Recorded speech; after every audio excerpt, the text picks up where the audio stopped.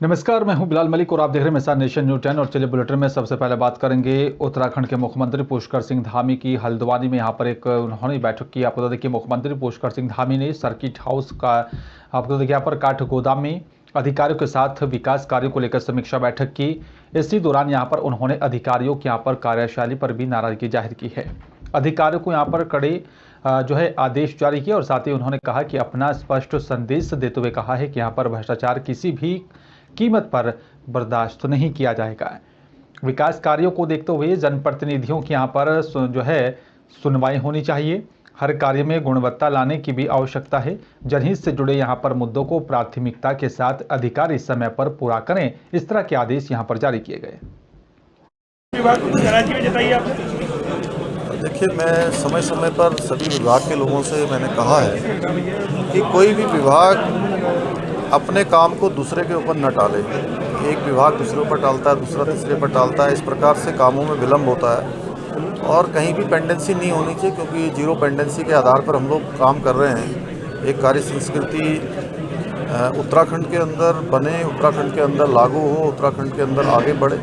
इसके लिए मैंने जितने भी विभाग यहाँ पर आए थे, जो पिछली बार की समीक्षा जो हुई थी उस समीक्षा में बात करी है। दूसरा, हमने कहा है कि समय समय पर कुछ इस प्रकार की बातें आती हैं कि कुछ भ्रष्टाचार के कारण से भी कई जगह पर काम होने में दिक्कत होती है। इस प्रकार की शिकायत नहीं आनी चाहिए। इस पर बिल्कुल 1% का भी जीरो टॉलरेंस के आधार पर हम लोग काम कर रहे हैं। और चलिए बात अब फरीदाबाद की करेंगे। आपको बता दें कि यहाँ पर मुख्यमंत्री मनोहर लाल फरीदाबाद सूरजकुंड मेला परिसर में पहुंचे। मुख्यमंत्री मनोहर लाल, कैबिनेट मंत्री मूलचंद शर्मा, कैबिनेट मंत्री जेपी दलाल, हरियाणा सार्वजनिक उपक्रम ब्यूरो ने यहाँ पर चेयरमैन सुभाष बराला, हरियाणा पर्यटन विकास निगम के चेयरमैन डॉक्टर अरविंद यादव साथ में यहाँ बताया जा रहा है कि मौजूद रही। सभी विधायकों के यहाँ पर साथ दोपहर भोज पर यहाँ पर पहुंचे थे। साथ ही बता दें कि यहाँ पर मुख्यमंत्री मनोहर लाल ने यहाँ पर सभी के साथ मिलजुल कर बातचीत की और एक साथ रहे। नागर साहब, आज आप राजेंद्र होटल में पहुंचे हैं। मुख्यमंत्री जी लंच दे रहे हैं। इसके अलावा विपक्ष कह रहा है कि हमें नहीं बुलाया गया। इस तरीके के आरोप लगा रहे हैं। क्या प्रोग्राम रहने वाला है आज? देखो, आज जो है बजट के ऊपर भी चर्चा होगी और जो हमारे यहाँ हमारा मेला चल रहा है उसके लिए भी एक बार सीएम साहब उसमें एक लंच देते हैं। उसी के तहत आज यहाँ पर आए हैं और एक लंच का सामूहिक कार्यक्रम रखा है। और कल हरिद्वार के बैरागी कैंप क्षेत्र में गड्ढा खोदकर डाली गई लाखों रुपए की सरकारी दवाइयों को यहां पर बरामद किया गया था, जिसके बाद बताया जा रहा है कि स्वास्थ्य विभाग में हड़कंप मचा हुआ है। गड्ढा खोदकर दबाई गई सरकारी दवाइयां बहादुराबाद की सरकारी अस्पताल से लाई गई थी।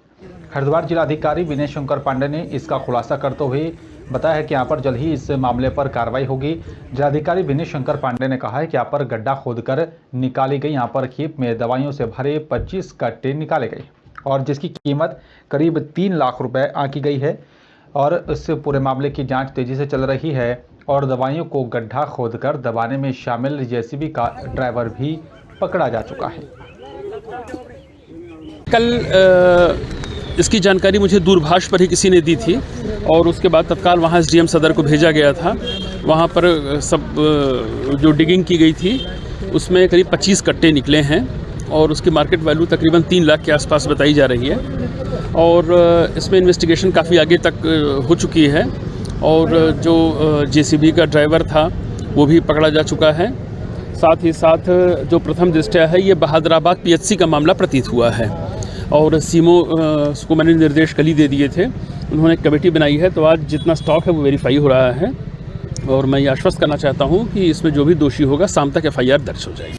और महाशिवरात्रि नज़दीक आते ही हरिद्वार में यहाँ पर बम बम भोले की भी गूंज चारा और गूंजने लगी है। इसी को लेकर महाशिवरात्रि के यहाँ पर इस मौके पर आज से महायज्ञ का भी आयोजन हरिद्वार की प्रेमनगर आश्रम में किया जा रहा है। आयोजक रुद्र प्रताप त्रिपाठी ने बताया कि यहाँ पर कार्यक्रम 8 फरवरी से लेकर 19 फरवरी तक चलेगा, जिसमें यहाँ पर महायज्ञ के आयोजन के साथ साथ वेद और साथ ही भागवत का भी आयोजन हो रहा है। आप बता दें कि यहाँ पर दूर दूर से महापंडित और साथ ही ब्राह्मण यहाँ पर पहुंचे हैं। अंत में भंडारे का आयोजन भी किया जा रहा है और उसके बाद सोमवती अमावस्या को यहाँ पर स्नान कर सभी लोग भगवान शिव की उपासना कर घर वापस लौट जाएंगे। बहुत विशाल आयोजन है। 18 पुराण, 18 उपपुराण, 4 वेदों का पारायण, 6 शास्त्र और सपाद लक्ष्य 1.25 लाख पार्थिव निर्माण मूर्ति होंगी। 1.25 लाख महामृत्युंजय का जप होगा। गीता, देवी भागवत आदि जितना यानी जो व्यास जी ने लिख दिया है, संपूर्ण व्यास साहित्य यहाँ उपलब्ध है। 19 तारीख तक चलेगा। महायज्ञ है, रुद्र महायज्ञ बोलते हैं। इसमें 18 पुराण, 4 वेद, 6 शास्त्र, महामृत्युंजय तक रुद्राभिषेक का डेली होगा। सुबह 7 बजे से लेकर के 8:30 बजे तक का डेली सुबह से पूजा चालू होगी। और हमारे विद्वान लोग आए हुए हैं, हमारे गुरु महाराज जी भी हैं, पदरी प्रपन्नाचार्य जी महाराज जी भी आए हुए हैं। उत्तराखंड के जोशीमठ में आई आपदा के लिए एक बार फिर से हरिद्वार जिला प्रशासन मदद के लिए आगे आया है। हरिद्वार से 5 ट्रकों में जो है राहत सामग्री को भरकर जोशीमठ के लिए रवाना किया गया। हरिद्वार की जिलाधिकारी विनय शंकर पांडे ने जारी जो है बताया जा रहा है कि यहाँ पर हरी झंडी दिखाकर रवाना किया और सभी ट्रक रवाना हो गए हैं। डीएम विनय शंकर पांडे ने बताया कि यहाँ पर जोशीमठ में जिन आपदा पीड़ितों को यहाँ पर दूसरी जगह पर शिफ्ट किया गया है, उनके लिए ये राहत सामग्री भेजी गई है। और राहत सामग्री में यहाँ पर 5000 से भी ज़्यादा राशन किट और 500 कंबल और साथ ही दवाइयों समेत यहाँ पर कई रोजमर्रा में इस्तेमाल किए जाने वाला सामान शामिल है। जिला आपदा प्रबंधन अधिकारी मराकेंतरा ने यहाँ पर बताया कि हरिद्वार जिले के यहाँ पर कई तहसीलों के अधिकारियों की तरफ से समाज सेवी और साथ ही धार्मिक संस्थाओं के सहयोग से राहत सामग्री को इकट्ठा किया गया था। रवाना होकर आज जो जा रही है उसमें करीब 2500 हमारे फूड पैकेट्स हैं। हर फूड पैकेट्स 15 kg के हैं, जिसमें रोज़मर्रा के जो सामान होते हैं खाने पीने के वो हैं और लगभग 550 कंबल भी प्रेषित किए जा रहे हैं। जिला प्रशासन से हम लोग लगातार संपर्क में हैं और जो प्री फैब्रिकेटेड नए घर वहाँ बनाए गए हैं, वहाँ पर जो लोग शिफ्ट होंगे तो शुरुआती दौर में उनको दिक्कत ना हो, उसी को ध्यान में रखकर ये माननीय मुख्यमंत्री जी के निर्देश पर सामग्री प्रेषित की जाए। हरिद्वार कोतवाली क्षेत्र स्थित गंगनहर से एक युवक का शव बरामद होने से सनसनी फैल गई है। बताया जा रहा है कि यहां पर युवक बिरला घाट में गंगा में बहता हुआ आ रहा था, तभी एक गोताखोर की नज़र उस पर पड़ी। आगे जाकर गोताखोर ने ही यहां पर अमरापुर घाट पर युवक के शव को गंगनहर से बाहर निकाला और सूचना मिलते ही मौके पर पहुंचे पुलिसकर्मियों ने यहां पर मृतक की शिनाख्त कराने का प्रयास किया, लेकिन उसकी पहचान ना हो पाई। गंगनहर में यहाँ पर शव को बाहर निकालने वाले स्थानीय गोताखोर रामशंकर का कहना है कि यहाँ पर ये बिल्ला घाट की यहाँ पर तरफ से गंगनहर में डूबता हुआ आ रहा था। आईडी नहीं मिली है कि उसकी शिनाख्त हो पाए। ये बिल्ला घाट आगे तो नहीं डूबते आ रहा था, जो वहाँ तक मैं हेल्प मांगा, कोई भी हेल्प नहीं दिया मुझे। मैं फिर आके दौड़ते दौड़ते आया, मैं यहाँ पर पुल के ऊपर से डाई मारा, जब निखारा इसकी बॉडी निखारा। लालकुआं क्षेत्र के अंतर्गत आने वाले दर्जनों पूर्व सैनिकों ने आज तहसील प्रांगण में केंद्र सरकार के खिलाफ आक्रोश जताते हुए नायब तहसीलदार को महामहिम राष्ट्रपति के नाम ज्ञापन सौंपकर 1 रैंक 1 पेंशन में संशोधन किए जाने की मांग की। लालकुआं पूर्व सैनिक संगठन के अध्यक्ष के खिलाफ आपको बता दें कि यहाँ पर खिलाफ सिंह के नेतृत्व में यहाँ पर इकट्ठा हुई दर्जनों पूर्व सैनिकों ने तहसील प्रांगण में पहुंचकर नायब तहसीलदार राजीव वर्मा को महामहिम राष्ट्रपति के नाम ज्ञापन सौंपा, जिसमें उन्होंने कहा है हाल ही में यहाँ पर पारित 1 रैंक 1 पेंशन OROP 2 में विसंगति होने के कारण JCOs और OR उक्त लाभ से वंचित रह गई हैं, जिसमें यहाँ पर कुछ बदलाव किए जाने की आवश्यकता है। देश को सर्वश्रेष्ठ मान करके ही हम सैनिक हैं। जब देश है तब सैनिक भी होता है और हर एक अफसर भी होता है, कर्मचारी भी होता है। जब देश ही नहीं होगा तो सैनिक कहाँ से हो जाएगा। हम इसलिए देश को सर्वश्रेष्ठ मान करके सैनिकों की जो विभिन्नताएं बाधाएं आ रखी हैं, उनमें हमने इसलिए तहसीलदार साहब को जो हमारे वार्ड्स और जेसेस में जो अलग अलग दरारें डाल दी हैं, उसके बारे में हमने राष्ट्रपति महोदया को इसलिए हमने विज्ञापन दे रखा है। यहाँ पर तहसील परिसर में इकट्ठा होने का मकसद यह है कि जो 1 रैंक 1 पेंशन OROP 2 जो गवर्नमेंट ने अभी आउट किया, उसमें कुछ नीचे वाले रैंक के अफसर से नीचे वाले रैंक के लिए कुछ विसंगतियाँ हैं। इनको गवर्नमेंट ने 1 रैंक 1 पेंशन 2 में नहीं दिया है।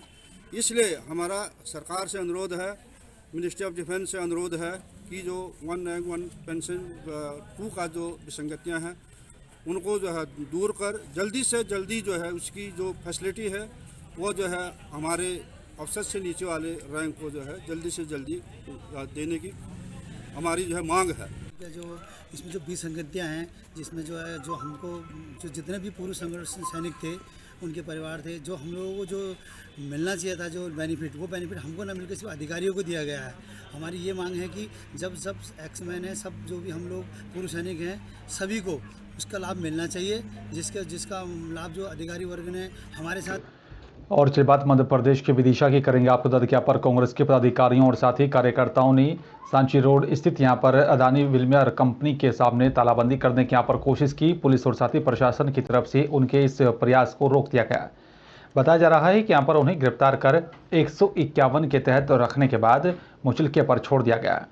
साथ ही कांग्रेस के पदाधिकारी देवेंद्र राठौर, दीपक वाजपेयी सहित यहाँ पर अन्य कार्यकर्ताओं ने बताया उनका उद्देश्य यहाँ पर शासन प्रशासन के सामने ये अवगत कराना है कि यहाँ पर अदानी विल्मर द्वारा यहाँ पर जो सबसे विश्वसनीय कंपनी LIC मानी जाती थी, उसके शेयर में यहाँ पर घोटाले की है और जैसे कि यहाँ पर निवेशकों की यहाँ पर गाढ़ी कमाई मुश्किल में पड़ गई, उनके यहाँ पर पासपोर्ट को जब्त करने और साथ ही उनसे निवेशों की राशि को यहाँ पर सुरक्षित करने की मांग की गई।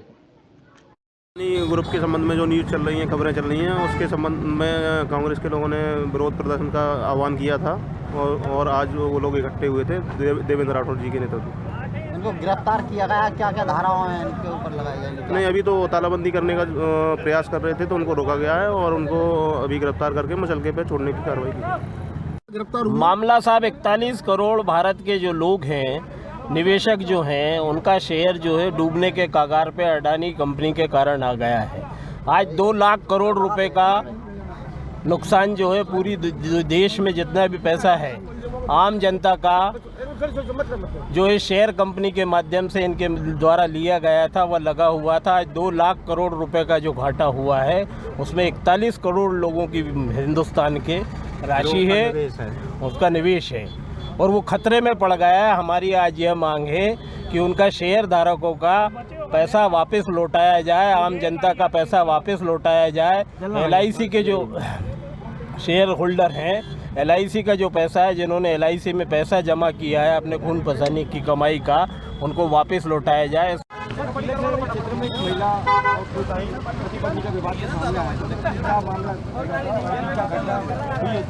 कि 5 फरवरी को सूचना प्राप्त हुई थी कि एक व्यक्ति ने अपनी पत्नी को चाकू से गोद दिया है और फिर खुद गला काट लिया है।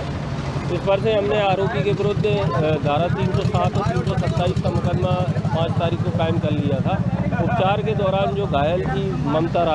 विदिशा जिले के पठारी नगर के पास ग्राम पंचायत मनीषा में स्थित यहाँ पर रामझिरिया धाम में श्रीमद् भागवत रूप यहाँ पर ज्ञान गंगा बह रही है, जिसकी जानकारी देते हुए यहाँ पर महेंद्र सिंह दांगी ने बताया कि यहाँ पर वृंदावन से पधारे कथा व्यास पंडित श्री गोविंद प्रसाद शास्त्री जी की यहाँ पर मुखारबिंद से ही कथा का आयोजन किया जा रहा है और कथा की शुरुआत में बताया जा रहा है कि यहाँ पर 4 फरवरी से हुई है, जिसका समापन 10 फरवरी को हवन पूजन और साथ ही प्रसाद वितरण के साथ होगा।